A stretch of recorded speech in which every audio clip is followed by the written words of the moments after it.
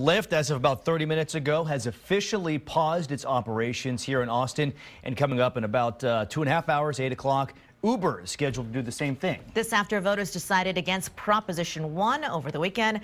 Final tally shows just over 39,000 people voted for Prop 1. 10,000 more said nope, they voted against it. Alicia Inns is live in South Austin with the big question. What's next? Good morning.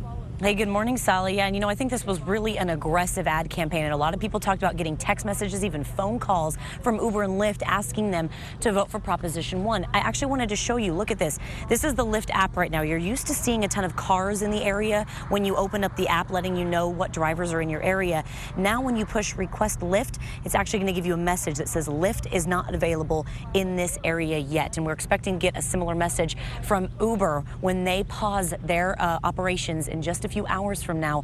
The vote over the weekend now means that these ride-sharing companies have to get fingerprint background checks in order to continue operating in this city right now.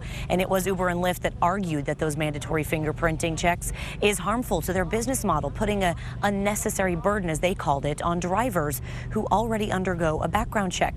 Now, because both companies have promised to halt operations here, thousands of drivers and passengers are going to be looking to mass transit, perhaps, and smaller ride-sharing companies for their options to get around town.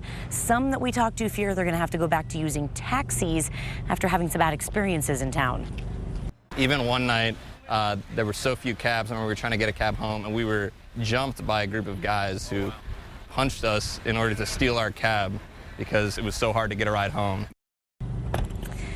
Now, Uber says that they are still going to operate in Austin suburbs, but not coming into the city. So for all of you wondering, okay, can I still get to the airport? Well, no, that is in the city limits. So Uber and Lyft will not be taking you to ABIA. Of course, something that we're going to be following, a lot of questions that a lot of people have. This is something where I think we're hearing they're leaving completely. They say they are pausing their operations. I know we'll be looking into this much more. But for now, we're live in downtown Austin. Alicia Inns, KXAN News.